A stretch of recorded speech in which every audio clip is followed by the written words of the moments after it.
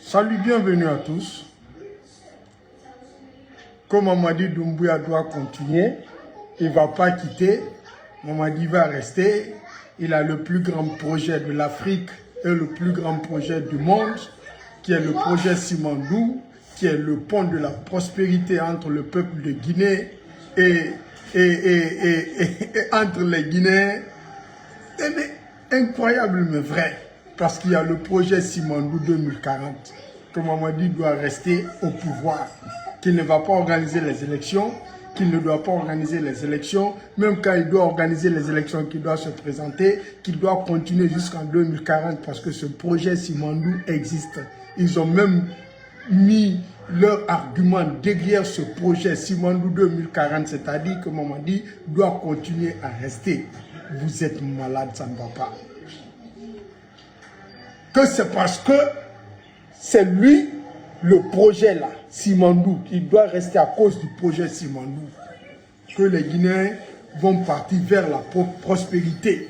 C'est ce projet qui est un pont entre la Guinée, entre les Guinéens et la prospérité. Donc, il prouve que Mamadi, leur argument, c'est que Mamadi doit rester au pouvoir parce qu'il a ce projet Simandou 2040. Donc ils ont... Mais vous êtes vraiment bêtes, ça ne va pas dans votre tête. Je dis que les Guinéens, certains Guinéens sont vraiment bêtes. Ils ne savent pas ce qu'ils veulent. Vous manquez d'arguments. Mamadi a fait le coup d'État contre quelqu'un qui a ramené ce projet-là dans le portefeuille de l'État. Ce projet n'appartenait plus à la Guinée, c'était vendu. Le monsieur prend le risque, le président Alpha Condé. Il fait venir ce projet-là. Il écrit le code minier guinéen. Il signe des contrats. Il fait la pose de la première pierre. Il inaugure les 127 km de voies ferrées avec des tunnels. Mamadi vient faire coup d'État contre lui, que lui ne doit pas rester pour continuer ce projet-là. C'est pas lui qui continue, mais que c'est lui qui doit, que c'est Mamadi qui doit rester pour continuer ce projet. Il vient trouver quelqu'un qui s'est battu contre un milliardaire franco-israélien. Il récupère le projet Simandou. Il met tout sur place. Il fait le code minier de la Guinée. Il envoie des cabinets spécialisés pour ça. Il commence à construire les voies ferrées. Il inaugure même les 127 km de voies ferrées de Dompilon. Tout le monde l'a vu, avec des tunnels.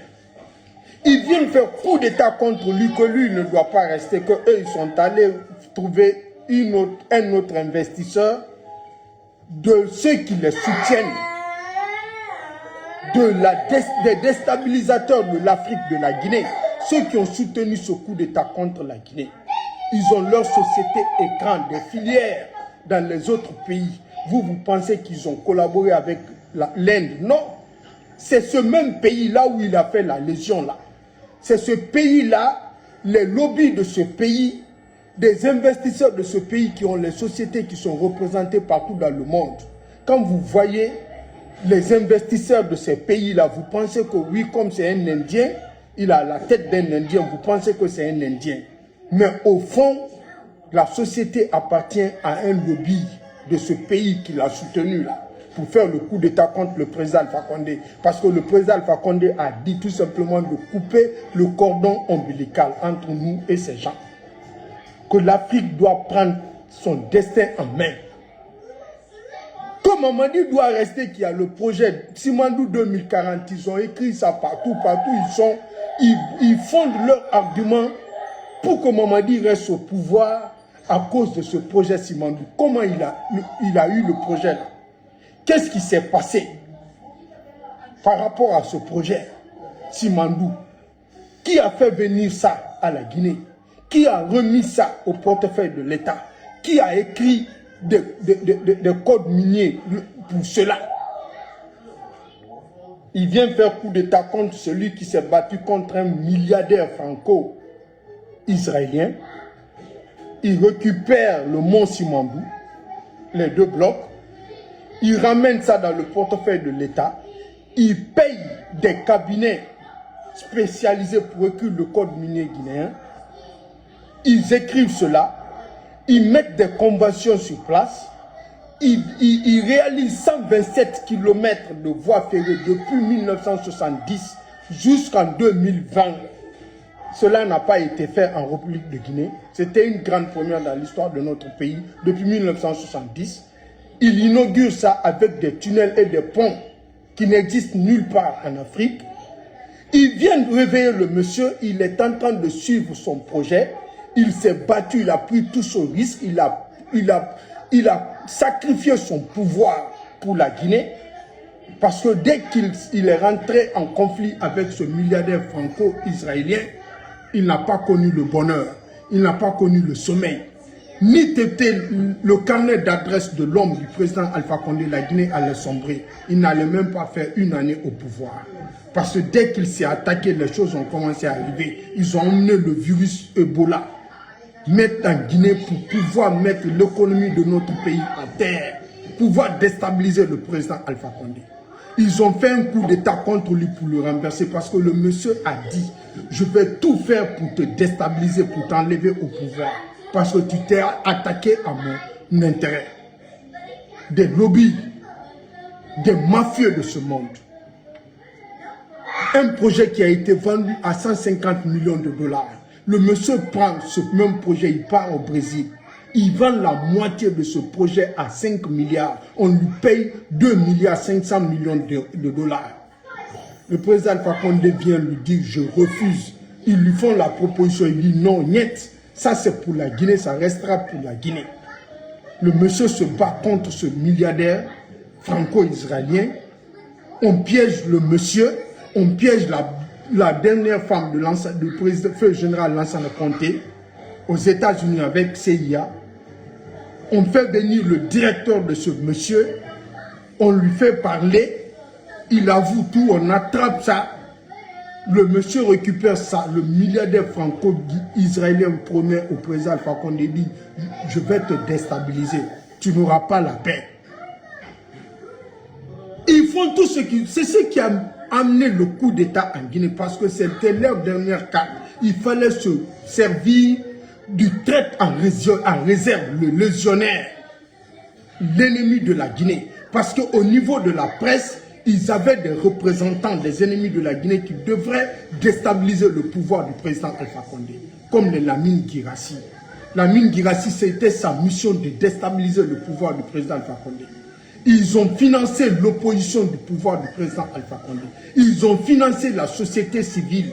Ils ont financé les organisations des droits de l'homme, là où les Baouri étaient les mafieux dedans, les fondateurs des organisations des droits de l'homme. Aujourd'hui, c'est le même Baouri qui est en train de ravaler tout ce qu'il vomissait hier. Les Ousmane Gawa Diallo, les Dankaden, les Woleseden de la Guinée, des ennemis de la Guinée, tous des ennemis de ce pays. Ils financent tous les opposants, les ennemis de la Guinée. Ils fabriquent des gens. Ils mettent beaucoup d'argent. Ils leur donnent la parole, l'aura partout, dans les médias. Ils sont libres de passer. Lamine Guirassy, avec sa grosse tête, un fainéant comme ça, se vantait de ça en République de Guinée. Malgré qu'on ne fait pas de publicité sur lui, l'argent tombait à flot. Lamine ne se plaignait de rien. Et aujourd'hui, il a abandonné, il a vendu son média en faisant semblant comme s'il est opposé à Mamadi Doumbouya. Et pourtant, ceux qui les subventionnaient, ceux qui les payaient de l'argent ont coupé le pont, ils ont fermé le robinet. Le maudit Lamine Guirassy se lève, il va aller se flanquer en France, il ferme sa gueule, comme ici il n'a pas de langue. Celui qui disait qu'il n'avait peur de rien, qu'il était en Guinée, le pouvoir du président Alpha Condé, il se tapait la poitrine, il manquait du respect à tous les ministres en Guinée. C'est lui qui se lève là aujourd'hui, qui a fermé sa gueule, il a ramassé tous ces détritus de journalistes là, mettre dans un paquet, fermer les gueules de tout le monde. Que Mamadi doit rester parce qu'il y a le projet Simandou.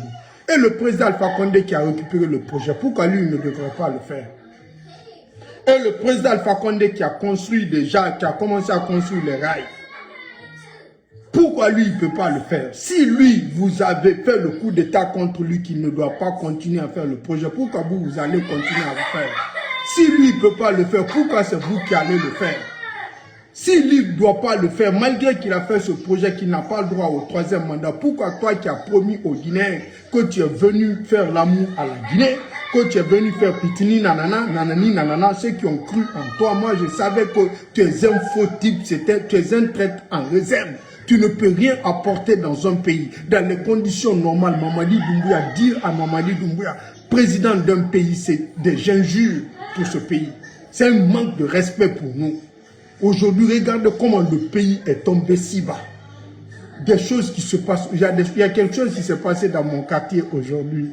Quand j'ai appris ça, j'ai pris ma tête, j'ai dit waouh, la Guinée est tombée. Hein. On est vraiment tombé. On est vraiment tombé. Mais incroyable, mais vrai. Quand j'ai appris ça aujourd'hui, ce qui s'est passé dans mon quartier de Siapo 1. Mais on a fait. Le Guinéen, si vous n'arrêtez pas l'ingratitude, si vous n'arrêtez pas l'injustice et la malhonnêteté, on va toujours descendre. Sinon, le pays là était bien parti. Regardez où on se retrouve aujourd'hui. Qui sont à la tête de ce pays, de petits délinquants réunis? C'est que c'est de la futilité, on n'est plus dans le sérieux là. Comme le gars doit rester parce qu'il y a projet Simandou. C'est lui qui a fait le projet là. C'est lui qui a écrit le code minier. C'est lui qui a vendu le projet. C'est lui qui a attiré les investisseurs. Il a fait quoi dans ce projet-là? Que Mamadi est en train de travailler. Il a fait quel travail? Répondez une seule question, les maudits que vous êtes. C'est pour cela, moi, personne d'entre eux n'osera m'affronter dans un débat. Parce qu'ils ont même pris une décision aujourd'hui de m'éviter dans des débats.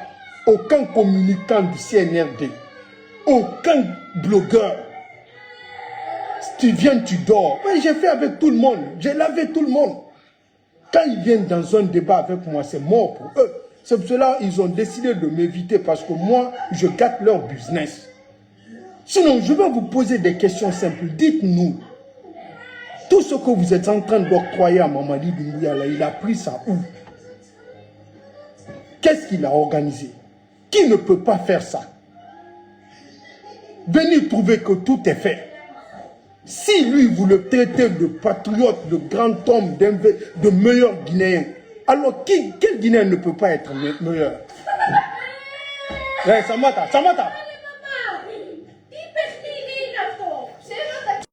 Qui m'appelle là, alors là, je laisse le direct. C'est ma mère qui m'appelle. Je laisse le direct. Je suis de cœur avec vous. Au revoir. Bye.